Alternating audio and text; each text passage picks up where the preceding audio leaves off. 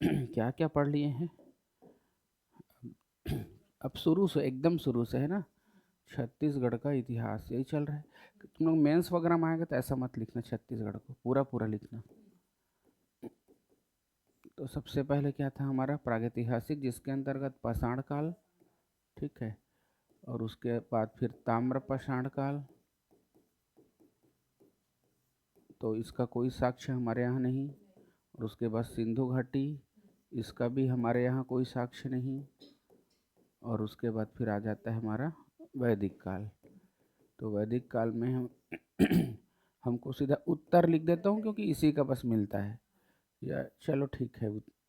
वैदिक काल, वैदिक काल और महाकाव्य काल भी देख लिए अपन, ठीक है। और उसके बाद फिर क्या आया था महाजनपद, और इसी में हम बिल्कुल बौद्ध और जैन को भी कर लिए थे, है ना। इसके बाद फिर भारतीय राजवंश, मौर्य वगैरह, जिसमें से अपन हम लोग देखे थे मौर्य का था यहाँ पर प्रभाव, शुंग का भी था, पांडव का नहीं था, है ना।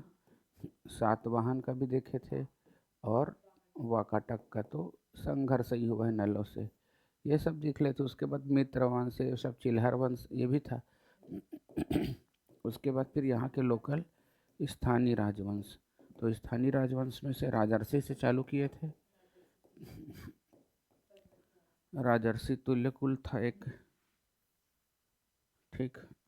दूसरा क्या था, बिल्कुल सही, पर्वत द्वारक। उसके बाद फिर हाँ बिल्कुल सरपपुरी को लिख देता हूँ, किसी भी क्रम में लिख लो। मैकल का सोमवंश था, बिल्कुल सही। सिरपुर का पांडुवंश, सिर का पांडु सब वहीं से निकले हैं लेकिन। और एक हो जाता है हमारा कलिंग का, हाँ कलिंग का सोमवंश। और इसी के अधीन कौन कर रहा था शासन, बाणवंश। ये मेन को लिख लिए। और उसके बाद फिर क्या आएगा, बस्तर का बोल सकते हो ना। बस्तर में नलवंश, छिंदक नागवंश, काकती राजवंश, तो ये बस्तर का हो गया। बस्तर में कौन कौन सा बोलोगे, नल, कांकेर का भी आ जाएगा हमारा, कांकेर का सोमवंश। और इसके बाद फिर छिंदक नागवंश, सब याद होना चाहिए। और उसके बाद फिर काकती आ गया था, ठीक है। इसके बाद हम लोग सीधा पढ़े थे कलचुरी, और कलचुरी के बाद मराठा। तो यहाँ तक का सिलेबस हम लोगों का पूरा ख़त्म हो गया है ना। अब इसके आगे चालू करेंगे। अब समझो, अब भारतीय स्वतंत्रता संग्राम में, उसको बंद कर देना तो क्या डिस्प्ले हो रहा है देखो, वेलकम टू नॉर्टन करके। कलचुरी मराठा के बाद अब पूरी तरह से ये वाला हमारा लोकल डायनेस्टी ख़त्म हो जाता है। अब सीधा हम देखेंगे कि भारतीय स्वतंत्रता जो संग्राम है, इंडियन फ्रीडम स्ट्रगल है, उसमें छत्तीसगढ़ का क्या कंट्रीब्यूशन वगैरह रहा उसको देखेंगे, है ना सीधा। तो सबसे पहले छत्तीसगढ़ में जो प्रभाव पड़ता है वो भारत में जो 1857 की जो क्रांति चल रही है उसी के समकालीन हमारे छत्तीसगढ़ में कौन कौन सा मूवमेंट होता है वो देखेंगे। जिसमें 1857 की क्रांति से पहले ही हमारे यहाँ क्रांति की शुरुआत हो गई थी, और वो कहाँ हुई थी, हमारी ही धरती पर, ठीक है। बलौदाबाजार जिले के सोनाखान में। तो वहाँ के जमींदार थे कौन, वीर नारायण सिंह। तो सबसे फेमस विद्रोह देखना है हमको, सोनाखान विद्रोह, जिसकी शुरुआत 1856 में हुई, और 1857 में इसका दमन अंग्रेज़ों के द्वारा कर लिया गया, ठीक है। तो सोनाखान विद्रोह बहुत ज़्यादा इम्पोर्टेंट है। इसका जो टाइमलाइन है, घटनाक्रम है, वो तो बहुत अच्छे से याद रखना पड़ेगा, बहुत ज़्यादा इम्पोर्टेंट हो जाता है ये। तो थोड़ा सा सिनॉप्सिस देखें। विद्रोह का प्रारंभ है जो 1856 में हो जाता है, अगस्त के महीने में। इसका दमन, उनको फांसी लगा करके हमारे वीर नारायण सिंह जी को 10 दिसंबर 1857 को जयस्तंभ चौक में फांसी देके इसका दमन कर लिया जाता है। स्थान होगा सोनाखान बलौदा बाजार, जो कि आपको कसडोल विकास खंड में मिलेगा। और इसके हीरो हैं, नायक हैं हमारे सोनाखान के जमींदार वीर नारायण सिंह, ठीक है। क्या पृष्ठभूमि है, क्यों आंदोलन हुआ, उसको देखते हैं। तो देखो, इसके पिताजी का नाम क्या था? राम राय। ठीक है, पिताजी का नाम क्या है? राम राय। और इसकी मृत्यु के बाद कौन बनेगा? 1830 में जमींदार बन जाता है वीर नारायण सिंह। ठीक है। और 1860 के दशक में, देखो 1860 का दशक कब लगेगा? 1851 टू 60, इसी को हम 60 का दशक कहेंगे ना भाई। तो इस दशक में काफ़ी ज़्यादा अकाल पड़ा था, जिससे हमारा ये एरिया भी अछूता नहीं रहा। तो सबसे बड़ी बात क्या हो गई? अकाल पड़ गई। एक घटना घटी का है कि अकाल की। और जब अकाल की स्थिति उत्पन्न होगी, तो ऐसी स्थिति में जो हमारे जमींदार हैं, अगर शासक अच्छा है तो अपनी जनता को भूखे मरते नहीं देख सकता। तो आसपास के अपने अपने से जितना गोदाम था उससे तो उसको अनाज बंटवाते बना सब बंटवा दिया, लेकिन उससे भी जब पूर्ति नहीं हो पाई, तो आसपास के व्यापारियों को बोला कि देखो यार, ऐसी स्थिति में आप हमारी मदद कर दो, जैसे ही समय सही होगा हम आपको अनाज लौटा देंगे। तो इसी क्रम में उन्होंने कसडोल के एक व्यापारी है जिसका नाम है माखन लाल बनिया, इससे भी रिक्वेस्ट किया। लेकिन जब नहीं मिला अनाज, तो अपने कुछ साथियों के साथ यहाँ पर धावा बोल दिया और गोदाम से उतना ही अनाज निकाला जितने की आवश्यकता थी। समझ गए ना भाई? जितना आवश्यकता था उतना ही निकाला, उसके बाद सूचना भी दे दिया कि हमने इतना अनाज निकाला है करके। ठीक है। तो अब माखनलाल बनिया क्या करेगा? चुप थोड़ी बैठेगा। जाके डिप्टी कमिश्नर, अभी तो छत्तीसगढ़ एक जिला है ना, तो जिला में कौन होता है? डिप्टी कमिश्नर, कलेक्टर मान लो। तो उस कौन है हमारा? इलियट। इलियट के पास शिकायत कर दिया। और शिकायत करने के बाद वीर नारायण सिंह पर भाई अब कुछ तो कार्रवाई होगी। तो इस पर लूट एवं डकैती के आरोप में क्या कर दिया? गिरफ्तारी वारंट जारी कर दिया गया। किसके खिलाफ? तो ये हुई आंदोलन की पृष्ठभूमि कि हुआ क्या चीज। ठीक है। तो वीर नारायण सिंह जमींदार हैं, अकाल पड़ा। अकाल पड़ने के बाद ठीक है, अपने अनाज तो बंटवा ही दिया। जब वो सफिशिएंट नहीं था, तो आसपास के बनिया लोगों को बोला कि यार हेल्प कर दो, और नहीं हेल्प किया तो लूट करके, वो भी लिटरेरी मतलब सभ्य लूट है ना, अच्छे से, मतलब कि उतना ही अनाज लूटा जितनी आवश्यकता थी। और भी लूटा तब गया जब उसको दिया नहीं गया। उसके बाद भी सूचना भी दे दिया कि मैंने इतना धान चावल निकाला है करके। और उसके बाद क्या हुआ? माखनलाल बनिया ने एफआईआर किया चार्ल्स एलियट के पास। उसके बाद गिरफ्तारी वारंट जारी हुआ। अब वीर नारायण सिंह जी को पकड़ने का काम करेंगे कि नहीं करेंगे? तो ये पृष्ठभूमि समझ आ गई। ठीक है, अगला। अब एक एक करके घटनाक्रम को पढ़ेंगे, है ना। अब गिरफ्तारी वारंट हुआ है तो गिरफ्तार तो होंगे भाई।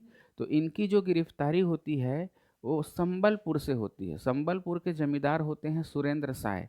वो भी इनके खिलाफ आंदोलन करते हैं, अंग्रेजों के खिलाफ। बाद में उसको भी देखेंगे। तो वीर नारायण सिंह की गिरफ्तारी कब होती है? संबलपुर से 24 अक्टूबर को। अब चार्ल्स इलियट तो कलेक्टर है भाई, तो किसी दूसरे को नियुक्त करेगा ना इस काम के लिए। तो उसका कैप्टन सेनापति कौन है? स्मिथ। तो स्मिथ को जवाबदारी दी गई थी कि आप वीर नारायण सिंह जी को गिरफ्तार करो करके। तो कहाँ से गिरफ्तार किया गया है? संबलपुर से। और हैं हम कहाँ से? सोना खान से। गिरफ्तारी कहाँ से हुई है इनकी? संबलपुर से। भाई सीधी सी बात, अगर गिरफ्तारी वारंट जारी हुआ है तो वीर नारायण सिंह जी वहाँ रहेंगे थोड़ी, उसको तो माइग्रेट करना पड़ेगा ना, क्योंकि आगे और वेलफेयर काम करना है जनता के लिए। तो भागा नहीं है दरअसल, बस अपने जगह को बदला है। अंग्रेजों से ये क्या डरेगा। ठीक है। तो संबलपुर से 24 अक्टूबर 1856 को कैप्टन स्मिथ के द्वारा इसकी गिरफ्तारी कर ली जाती। तो एक डेट भाई, मैं हमेशा कहता हूँ अरे यार डेट याद मत रखो, लेकिन बोल रहा हूँ मैं, याद रखो। ये डेट याद रखना ही पड़ेगा, है ना। कब हुआ है ये? 24 अक्टूबर 1856 को। डकैती कब हुई है इसका कोई प्रॉपर डेट तो नहीं है, बट आप लोग यही बोलोगे अगस्त 1856 में गोदाम में लूटमार की गई है। कोई एक प्रॉपर डेट में तो नहीं किए हैं। ठीक है, आसपास के डेट में हुआ होगा, 2-3 दिन किए होंगे, इसलिए कोई डेट मिलता नहीं है किताबों में। तो सिर्फ बोलना डकैती कब हुआ है, लूट, अगस्त 1856। उसके बाद अगस्त के बाद क्या हुआ? सितंबर अक्टूबर। 24 अक्टूबर को गिरफ्तार हो जाते हैं। अब गिरफ्तार होंगे तो रायपुर में तो रखेंगे। और कल की क्लास में हम देख लिए हैं कि रायपुर में सेंट्रल जेल की स्थापना कर ली गई है। तो वीर नारायण सिंह जी को कहाँ रखेंगे? रायपुर के सेंट्रल जेल में। लेकिन वहाँ से वो 28 अगस्त 1857 को लगभग लगभग इधर से 3 महीना और इधर से 8 महीना, तो 11 महीने बाद वो जेल से छूट जाते हैं। ठीक है, तो जेल से छूटते भी हैं तो बहुत आसानी से नहीं, तो रायपुर के जो तीसरे रेजिमेंट है, ठीक है, उसकी सैनिकों की सहायता से छूटते हैं। और इसी तीसरे रेजिमेंट में काम करते थे, ठीक है, एक क्या नाम था उनका, हनुमान सिंह जी। ठीक, तो कहीं ना कहीं हनुमान सिंह जी जो अप्रैल में बैरकपुर छावनी में विद्रोह हुआ था मंगल पांडे जी का, उनसे तो प्रभावित थे वो। ठीक है, तो उन लोगों की टुकड़ी ने वीर नारायण सिंह जी को रायपुर सेंट्रल जेल से फरार होने में मदद किया।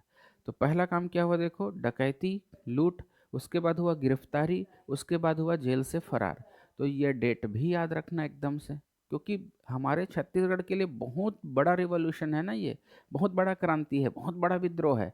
तो इसके पूरे घटनाक्रम को याद रखना चाहिए। कुछ विद्रोह ऐसा है जिसका घटनाक्रम एक एक डेट के साथ याद होना चाहिए, जैसे कि हो गया हमारा सोना खान का विद्रोह, भूमकाल विद्रोह। मैं हर डेट के बारे में नहीं कहता, लेकिन कुछ विद्रोह है उसका पूरा घटनाक्रम याद रखना। तो गिरफ्तारी कब हुई? 24 अक्टूबर 1856। और जेल से कब फरार हुए? 28 अगस्त 1857 को। ठीक है, अब जेल से तो फरार हो गया, अब डिप्टी कमिश्नर चार्ल्स एलियट का हो गया दिमाग एकदम खराब। अब वीर नारायण सिंह को पकड़ने के लिए, ठीक है, अकेले कैप्टन स्मिथ तो अब काफ़ी नहीं है, तो कैप्टन स्मिथ के साथ एक और लेफ्टिनेंट, सेना में एक पद होता है लेफ्टिनेंट का, ठीक है, तो दो दो लोगों का दल बना दिए, लेफ्टिनेंट स्मिथ का और लेफ्टिनेंट नेपियर का, कि तुम दोनों मिल करके जाओ, वीर नारायण सिंह को एनी हाउ, जिंदा या मुर्दा, किसी भी हालत में गिरफ्तार करो करके। तो लेकिन जब वो जेल से भागे, तो जेल से भागने के बाद वो कहाँ गए हैं? सोना खान गए। और सोना खान जा कर के 500 किसानों का या सैनिकों का एक दल बनाया, किसानों को ही सैनिक ट्रेनिंग दिया, और 500 सैनिकों का दल बना करके सोना खान में ही जाओगे ना, तो वहाँ 1 किलोमीटर आगे साइड में, लेफ्ट साइड में, जब हम वो उस छाता पहाड़ रूट के लिए निकलेंगे ना, तो लेफ्ट में 1 किलोमीटर में हमको मिलेगा कुर्रू पाट की पहाड़ी। तो ठीक है, तो उस पहाड़ी में जाओगे तो करीब करीब अपने को आधे घंटे 40 मिनट के ट्रैवल के बाद एक गुफा मिलेगी, रहस्यमयी गुफा। तो ऊपर चल के, अब उस समय तो कोई सीढ़ी वगैरह कुछ नहीं बना था, अब तो बन गया है। आप जाओगे तो प्रॉपर सीढ़ी बना हुआ है, कुछ स्टेप 100-200, उसके बाद फिर आपको जंगल के रास्ते, पहाड़ के रास्ते से उस गुफा तक जाना पड़ेगा। तो उस गुफा को अपना अड्डा बनाया, उस गुफा का नाम है कुर्रू पाट गुफा। गुफा का नाम क्या है? कुर्रू पाट। तो उस कुर्रू पाट में बहुत सारी गुफाओं की श्रृंखला है, तो वहाँ पर रहने छिपने के लिए इन लोग को एकदम आइडियल स्पेस बन गया। तो वहाँ पर अपने सैनिकों को ट्रेनिंग देता था और तैयार किया, किससे लड़ने के लिए? अंग्रेजों से, क्योंकि जेल से तो भागे हो भाई। और पहले तो आपके पास क्या आरोप लगा था? लूटपाट और डकैती का। अब आरोप लग गया है देशद्रोह का, एक्स्ट्रा धारा जुड़ गया है इसमें, है ना। अब देखो, शुरू से लेके आखिरी तक, ठीक है, चाहे वो सतयुग हो, चाहे वो द्वापर हो, चाहे वो त्रेता हो, चाहे वो कलयुग हो, हारा है इंसान तो अपनों की वजह से। रावण को राम ने कभी नहीं मारा, ये दुनिया गलत बोलती है। रावण को मारा है तो उसके सगे भाई विभीषण ने। ठीक है, उसके बाद तो फिर पृथ्वीराज चौहान को भी देखे हो, उसी का ससुर जयचंद्र, है ना। और अगर भारत गुलाम बना है तो मीर कासिम, मीर जाफर का नाम तो सुने ही हो, है ना भाई। वो वही तो एंट्री का गेट दिया है ना। तो उससे बड़ा गद्दार दुनिया में कोई हो सकता है क्या? अगर मीर जाफर ऐसा नहीं करता तो ये होता, हो ही नहीं पाता। अंग्रेज कहाँ पाते बताओ ना। अगर रॉबर्ट क्लाइव ने जो युद्ध लड़ा है, प्लासी का बैटल, उसमें अगर साथ दे देता अपने ही शासक का, तो अंग्रेज थोड़ी इतना आसानी से मार पाते सिराजुद्दौला को, नहीं मार पाते। जब काल कोठरी में सबको ठूस दिया था, तो ये मुट्ठी भर अंग्रेज को मारने में क्या था, मार देता। लेकिन जब युद्ध हुआ तो मीर जाफर अलग हो गया, वो अकेले पड़ गए सिराजुद्दौला, इसलिए उसको काट दिया गया। तो इसलिए ना, तो यहाँ पर भी देखो अपने ही लोग गद्दारी करने वाले हैं, किनके साथ? वीर नारायण सिंह जी के साथ। ध्यान से समझना, देवरी के जमींदार, देवरी के क्या बोल रही है? जमींदार, इसका नाम है महाराज साय। ठीक, देवरी के जमींदार कौन? महाराज साय। भटगांव के जमींदार, ठीक है, और कौन? भटगांव के जमींदार, और कौन? बिलाईगढ़ के जमींदार, और कटगी के लोकसाय और त्रिलोकसाय। क्या कौन कौन बोला हमें? लोकसाय और त्रिलोकसाय। और शिवरी नारायण मंदिर का बाल पुजारी, मतलब पुजारी है, बालक है, इन सब ने गद्दारी किया है। किनके खिलाफ? और देवरी जो है उन लोगों का तो सगा है, इन लोगों का, किन लोगों का? वीर नारायण सिंह जी के, है ना भाई, घर ही के हैं, रिश्तेदार हैं उन लोग। अब देखो, देवरी, भटगांव, बिलाईगढ़, ये पेपर में पूछ सकता है भाई, बहुत इंपॉर्टेंट है। कौन कौन सा बोलोगे? एक तो हुआ देवरी गद्दारी किया है, भटगांव, आप नाम सुने होंगे, भटगांव, बिलाईगढ़ और कटगी। और शिवनारायण मंदिर में कौन है? बाल पुजारी। अब ये तो डर पोकना है भाई, डर ही जाएगा। ठीक है, पंडित जी ज़्यादा चमकाएंगे तो डर नहीं जाएगा। तो इतने जमींदार लोग क्या कर दिए? वीर नारायण सिंह के खिलाफ गद्दारी कर दिए, और वीर नारायण सिंह का जो गुप्त अड्डा है, ठिकाना है, उनका पता बता दिए। ऐसी स्थिति में अब इन लोगों के साथ जो कैप्टन स्मिथ और नेपियर की जो टुकड़ी है वो आगे चल पड़ी। कहाँ के लिए? सोना खान के लिए। और उन लोगों को उनका जो गुप्त अड्डा है उसका एड्रेस दे दिया गया। ऐसी स्थिति में यहाँ पर कुर्रूपाट के पास अंग्रेजों और वीर नारायण सिंह की सेना के मध्य भयंकर युद्ध होता है। ठीक है, और इस युद्ध को छत्तीसगढ़ का हल्दी घाटी का युद्ध के नाम से जाना गया है, क्योंकि इन लोग गोरिल्ला युद्ध प्रणाली से परिचित थे। कौन लोग? वीर नारायण सिंह। लेकिन ये जो तथ्य मैं कह रहा हूँ, कई किताब इसको लिखता है, कई किताब इसको नहीं लिखता। ठीक है, तो कहानी को रोमांचक बनाने के लिए भी कह रहा हूँ समझो, या किसी स्रोत के आधार पर भी मैं कह रहा हूँ समझो। तो यह फैक्ट परीक्षा में पूछे जाने के लायक तो नहीं है। ठीक है, बाकी एक मूवी आने वाली थी वीर नारायण सिंह जी के संदर्भ में, लेकिन वो अब तक क्यों नहीं आई समझ नहीं आया, और उस मूवी को तो मैं कहता हूँ बॉलीवुड वाले को बनाना चाहिए। ठीक है, तो सेना निकली, आई, और कुर्रूपाट में युद्ध होगा, तो मारे तो जाएंगे, क्योंकि भाई हमारे पास जो अस्त्र शस्त्र है वो तलवार है। ठीक है, और कुछ है क्या हमारे पास? कुछ नहीं है। तो इसलिए क्या मिला हमको? तो हार तो होगी ही होगी ना, लेकिन बहादुरी के साथ लड़े कौन लोग? सेना हमारे वीर नारायण सिंह जी के। और लड़ाई तो हो रही है अच्छी खासी, लेकिन खुद देखे, जब अंग्रेज देखे यार वीर नारायण सिंह को पकड़ना अब तो आसान नहीं है। ऐसी स्थिति में अब क्या करेंगे? जो नीचे में सोना खान गांव है उसको आगे के हवाले कर दिया गया। ठीक है, सोना खान गांव को क्या कर दिया? आग के हवाले कर दिया। ठीक है, लगभग नवंबर के लास्ट की घटना मैं बता रहा हूँ ये। ठीक है, नवंबर, 30 नवंबर, 1 दिसंबर की कहानी है ये। सोना खान गांव को पूरी तरह से आग के हवाले कर दिया गया। बच्चों के साथ, महिलाओं के साथ गलत करना चालू कर दिया, जैसा कि इन लोगों का आदत ही है। तो ऐसी स्थिति में वीर नारायण सिंह चुप बैठ सकते हैं क्या? अब उनको, अब बोले कि अब अंग्रेजों से प्रतिशोध करेंगे, बदला लेंगे, तो उससे हमारे लोगों को नुकसान पहुंचाना स्टार्ट कर दिया। इसलिए लुक आउट होते हैं वो वीर नारायण सिंह जी, सामने आते हैं, और 2 दिसंबर 1857 को कैप्टन स्मिथ के समक्ष आत्मसमर्पण कर देते हैं अपने जनता की रक्षा के लिए। अदरवाइज हमारे वीर नारायण सिंह जी को पकड़ना इनके बस की बात नहीं थी। बीहड़ जंगल था वो एकदम। आज का जैसे देखोगे वैसा नहीं, आज तो पूरा रोड बन गया है। कल के डेट में यहाँ आने में हालत खराब हो जाती ना। चारों तरफ से पहाड़ी है, जंगल है, उधर से अब इसकी स्थिति देखोगे तो यहाँ से सोना खान नदी है। ठीक है, ये सोना खान और पूरा जंगल है। अब यहाँ से हमारी महानदी है, इधर से बलमदेही नदी है। तो इसकी जो लोकेशन है हमारा कहाँ पर है? सोना खान का ये। और इधर से पहाड़ी है, इधर से घाटी है, इधर से पहाड़ी है, चारों तरफ पहाड़ियों से घिरा क्षेत्र है। इधर से नदियाँ जा रही, उस समय थोड़ी ब्रिज बना है, पुल बना है, और यहाँ से भी जाने के लिए कोई पुल थोड़ी बना है भाई उस समय। तो ये एकदम सुरक्षित एरिया था, नदियों से घिरा हुआ, पहाड़ियों से घिरा हुआ। तो आना तो आसान नहीं है, लेकिन यहीं पर धोखा दिए हैं ना हमको। ये कटगी हो जाता है, भटगांव हो जाता है ना, बिलाईगढ़ हो जाता है, ये सब लोग क्या कर दिए? साथ दे दिए भाई। लोकल लोग ही तो लोकेशन को जानेंगे ना, अंग्रेज थोड़ी जानेगा। तो ये श्रीरंग तो इन्हीं लोग साथ दे दिए ना, कि यहाँ पर छुपा हुआ है पहाड़ी में, यहाँ से चलो करके, फिर ऐसे पहाड़ी में एंट्री करके इसको मार दी। इनके पास भाई सारी चीज़ है, बंदूक है, सारा चीज़ है भाई। वो तलवार पकड़े हुए, तलवार दूर से फेंक के थोड़ी मारेगा। ठीक है, भाला है, भाला के कितने दूर तक जाएगा? बंदूक से ज़्यादा दूर तो नहीं जा सकती ना, गोली से ज़्यादा। तो हारना तो इनका स्वाभाविक था, लेकिन हारते भी नहीं, बहादुरी के साथ लड़ रहे हैं।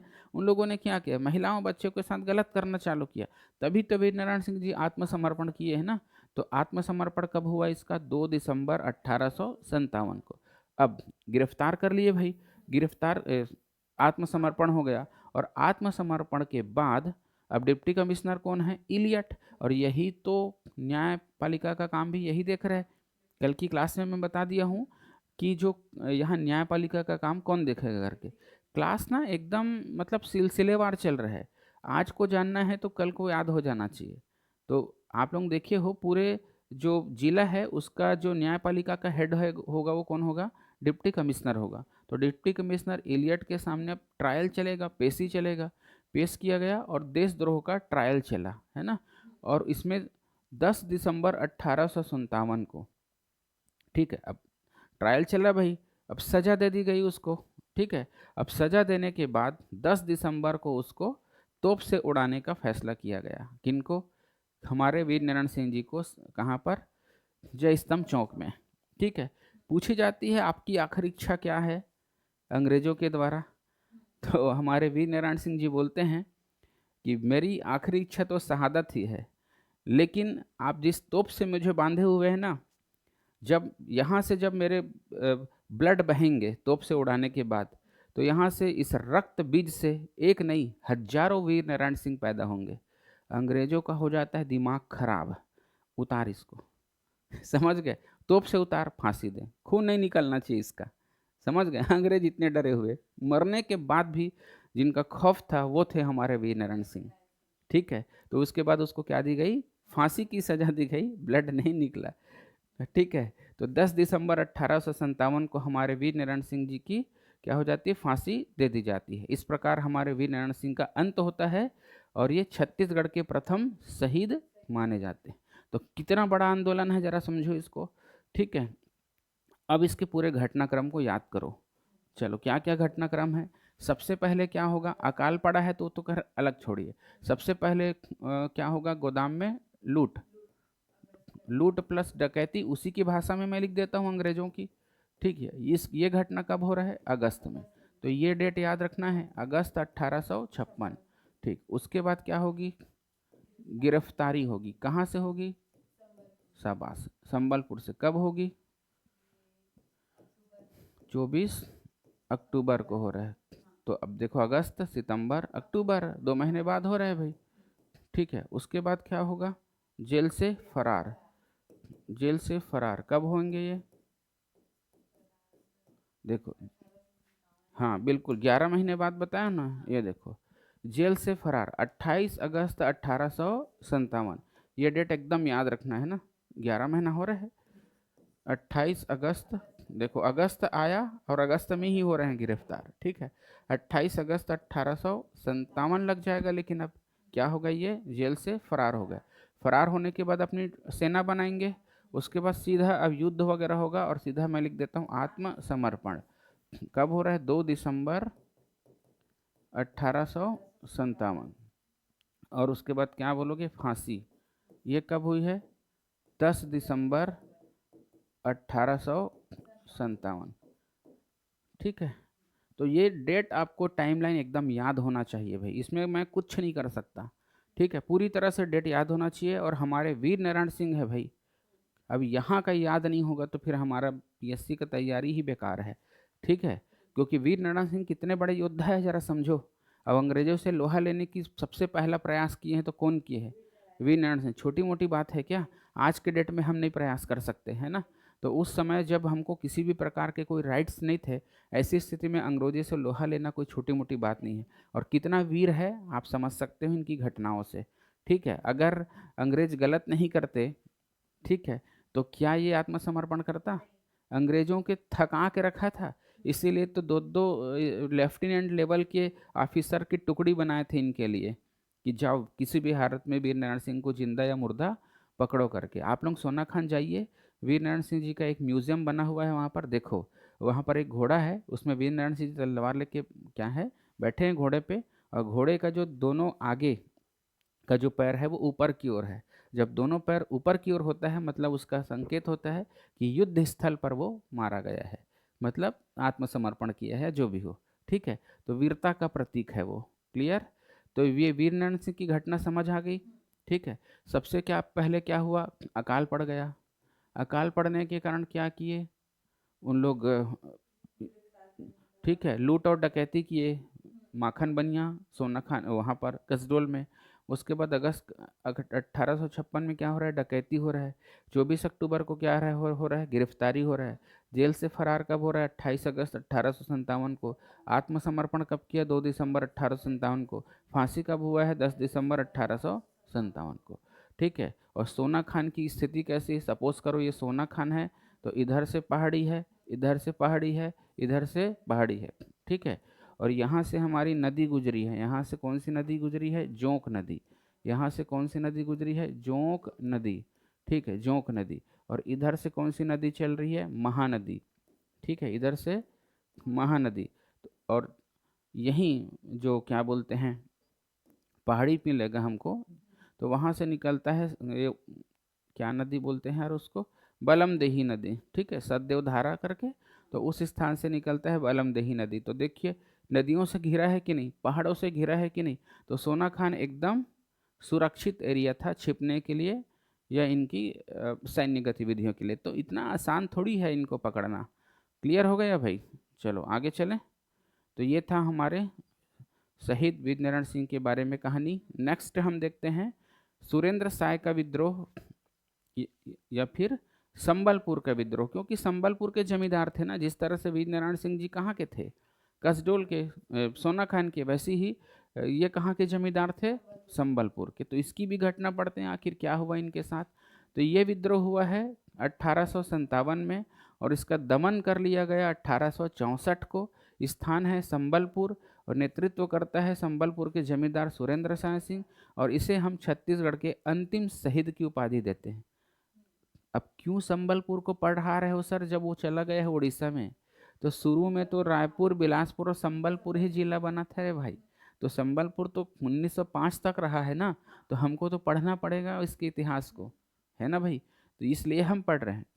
तो संबलपुर के राजा महाराज साय के मृत्यु बिना उत्तराधिकारी के हो गया। अब बिना उत्तराधिकारी के होता है, फिर उसके बाद तो मिला लिया जाता है, डलहौजी के द्वारा, जान रहे हो। लेकिन गद्दी पर जो वैध उत्तराधिकारी बनता था वो सुरेंद्र साय का ही बनता था। लेकिन सुरेंद्र साय ने उसको ना बैठा करके जो एक अंग्रेजों का जो पिट्ठू था, है ना, नारायण सिंह, इसको बैठाया। वो नारायण सिंह नहीं है भाई, वीर वाला नहीं है, ये ऐसी वाला है। इनको क्या किया, और इनको वहाँ का जमींदार दरियाप सिंह क्या देता था, समर्थन देता था। सुरेंद्र साय का दिमाग खराब हुआ, दरियाप सिंह की हत्या कर दिया, समझ गए। उसके बाद अंग्रेज क्या करेंगे, अब इसको ढूंढेंगे कि नहीं ढूंढेंगे। तो सुरेंद्र साय को अब गिरफ्तार कर लिया गया और रांची के हजारीबाग जेल में रखा गया। कहाँ रखा गया, रांची के हजारीबाग जेल में। वो भी भाग गए 31 अक्टूबर 1857 को। अक्टूबर का महीना भागने का होता है लग रहा है। वो 24 अक्टूबर को भागे थे, अभी आखिरी डेट में भागे थे 31 अक्टूबर को। ठीक है, 23 जनवरी 1864 को, देख रहे हो कब पकड़ा रहे, 23 जनवरी 1864। मतलब सुरेंद्र साय जी कितना नाक में दम करके रखे हैं इन लोग की सोचो।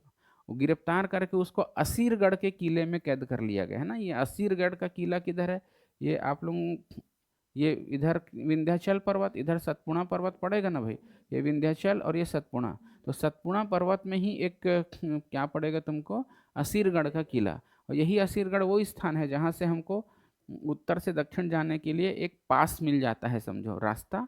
तो इसी असीरगढ़ के किले में उनको कैद कर लिया गया। किनको भाई, सुरेंद्र साय को। वहीं उनकी स्वाभाविक मृत्यु हो गई है 28 फरवरी 1800, ठीक है, 84 को। तो दमन कब किया गया, 64 को। भले मृत्यु कभी हुई, क्योंकि वहाँ पर से वो निकल नहीं पाए ना, तो असीरगढ़ के किले में उनके। तो ये डेट मत याद रखना, जहाँ, बस ये याद रखना जहाँ उनकी मृत्यु हो गई। इस डेट को याद नहीं रखेंगे, बस कितना डेट याद रखेंगे इसमें हम लोग। एक तो हुआ 31 अक्टूबर 1857 को क्या हुआ था वो, हजारीबाग से जेल से फरार। और 23 जनवरी 1864 को फिर से गिरफ्तार।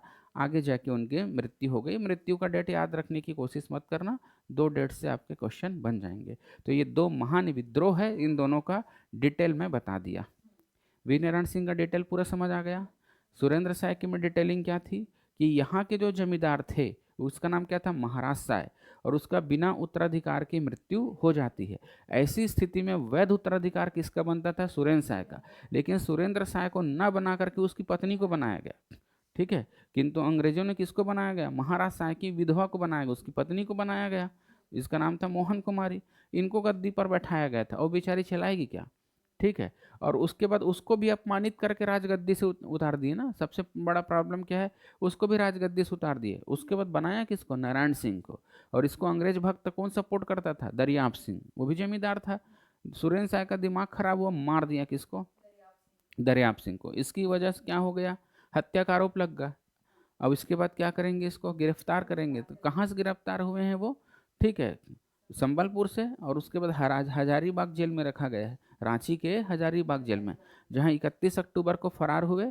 और उसके बाद पकड़ाए कब, वो 23 जनवरी 1864 को। बाद में उसी किले में उनकी मृत्यु हो गई। कहाँ, असीरगढ़।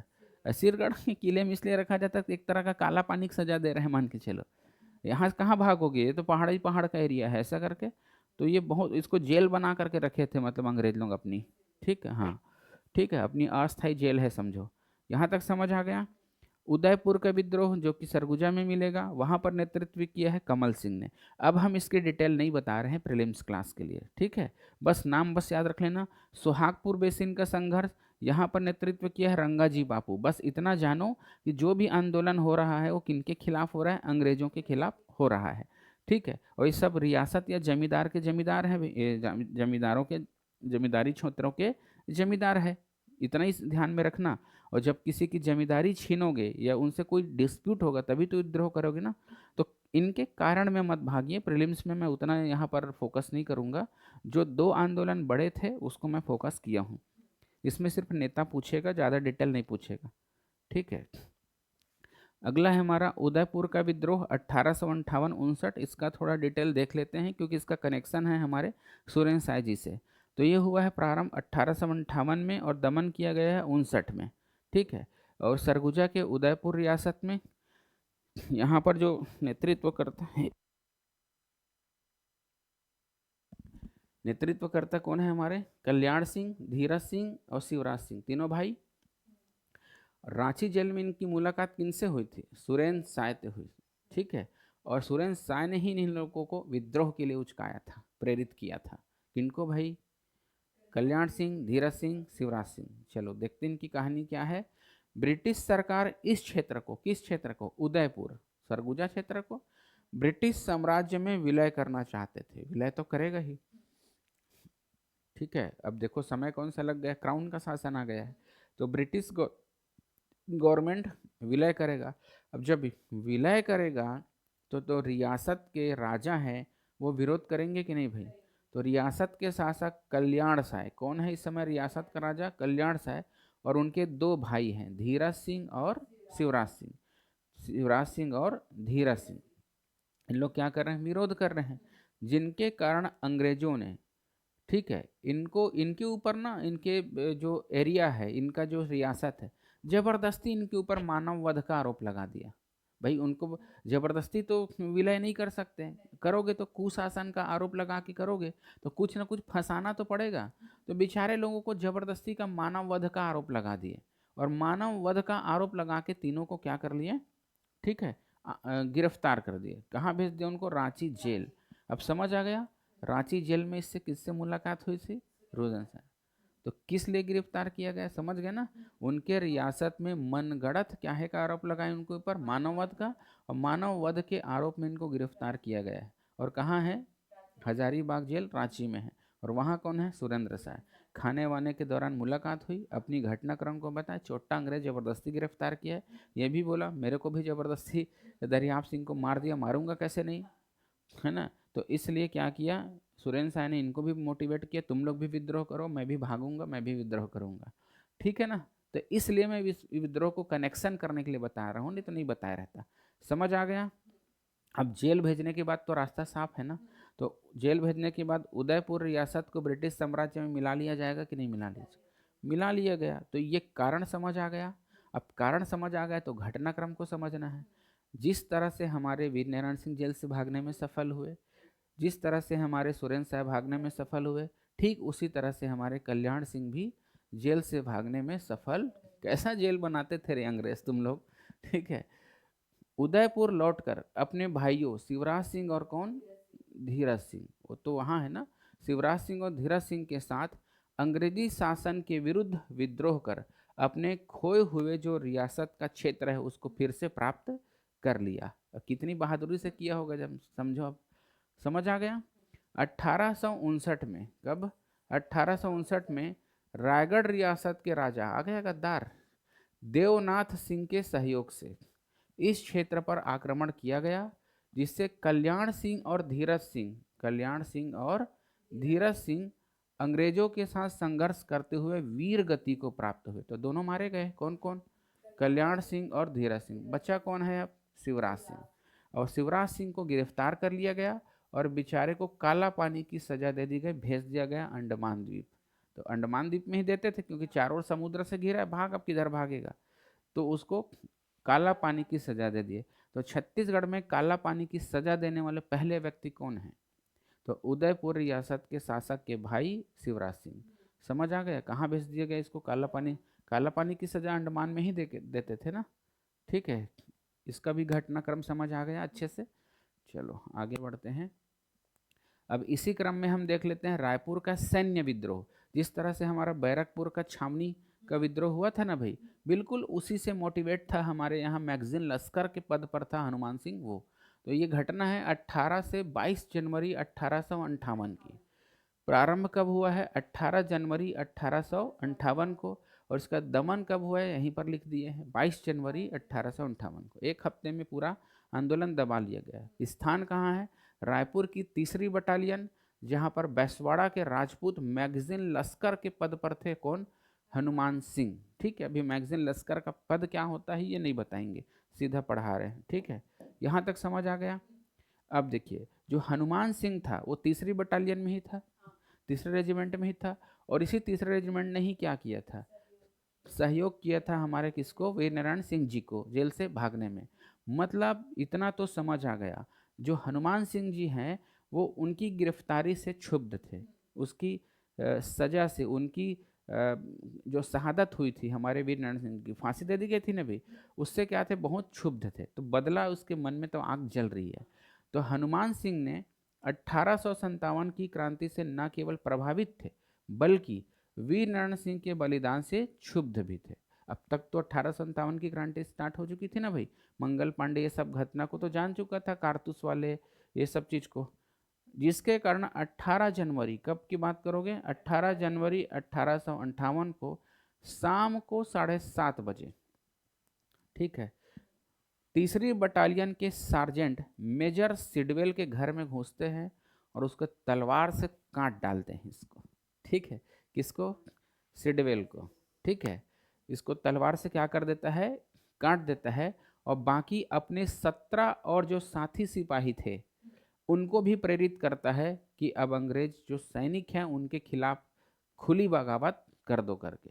20 जनवरी 1858 को हनुमान सिंह ने डिप्टी कमिश्नर के बंगले में घुसने का प्रयास किया, क्योंकि अब उसी को मारना है। अब तो अगला समझ गए, डिप्टी कमिश्नर मतलब पूरे जिले का हेड, छत्तीसगढ़ का हेड, अब इसको निपटाना है। कब घुसे? 20 जनवरी को, लेकिन सफल नहीं हो सके। ठीक है, लेकिन इनके जो साथी थे उन लोग क्या हो गए? पकड़ा गए। ठीक है, तो लेफ्टिनेंट स्मिथ, जिसको पकड़ने का बहुत अनुभव है भाई, हमारे वीर नारायण सिंह जी को यही गिरफ्तार किए थे, इनके द्वारा इस आंदोलन का दमन कर लिया गया। और इनके जो 17 सिपाही है वो सभी धर्मों से थे ना, चाहे हिंदू मुस्लिम का कोई भेदभाव नहीं था, सब के सब गिरफ्तार कर ले जाते हैं। और हनुमान सिंह जो है लेकिन वो पकड़ में नहीं आते। इन जितने हमारे 17 सिपाही थे, गिरफ्तार सैनिक थे, उनको 22 जनवरी 1858 को राष्ट्रद्रोह के आरोप में सामूहिक फांसी दे दी जाती है। कितना बड़ा आंदोलन हो रहा है, और इतने बड़े आंदोलन को हमारे छत्तीसगढ़ में लुकआउट नहीं किया जा रहा है, बताया नहीं जा रहा है अब तक। जरा सोचो कितनी बड़ी आंदोलन है, क्या कम है क्या हमारा ये आंदोलन? बताना चाहिए ना। तो यहाँ तो रील्स से भरा पड़ा है, ऐसे रील्स से भरा पड़ता तो बात अलग थी। इतना समझ आ गया। हनुमान सिंह के विद्रोह की समानता बिल्कुल आपको वैसे ही लग रहा है ना, बैरकपुर के छावनी में हुए मंगल पांडे के विद्रोह से। इसीलिए हम इनको छत्तीसगढ़ का मंगल पांडे कहते हैं। किनको? हनुमान सिंह को छत्तीसगढ़ का मंगल का। ठीक है, इस प्रकार छत्तीसगढ़ में देख रहे हो 1857 की क्रांति के समकालीन बहुत सारे विद्रोह चल रहे हैं कि नहीं, चाहे सोना खान हो, या रायपुर का सिपाही म्यूटेनी हो, या संबलपुर का बात हो, या सुहागपुर बेसिन का हो, या उदयपुर का हो, छत्तीसगढ़ पूरा विप्लव में जूझ पड़ा है कि नहीं पड़ा है। तो इसे कहते हैं हम 1857 की क्रांति। तो क्या हमारा छत्तीसगढ़ अछूता रहा? कारण कुछ भी हो, सबके कारण तो अलग अलग थे, लेकिन इस 1857 की क्रांति जो भड़की थी, चिंगारी कहाँ निकली थी? बैरकपुर। भड़की कहाँ थी? मेरठ में। और वो पूरे देश में कैसे धीरे धीरे फैला। तो छत्तीसगढ़ भी इससे अछूता रहा क्या? नहीं रहा। तो ये था 1857 की क्रांति के समकालीन विद्रोह। लेकिन विभीषणों के माध्यम से, है ना, अंग्रेजों ने इस महासंग्राम को, महासमर को दबाने में सफल रहे। ठीक है, तो इतना याद रहेगा हमको। चलो आज का यहीं तक रखते हैं, आगे देखेंगे हम छत्तीसगढ़ में राजनीतिक चेतना का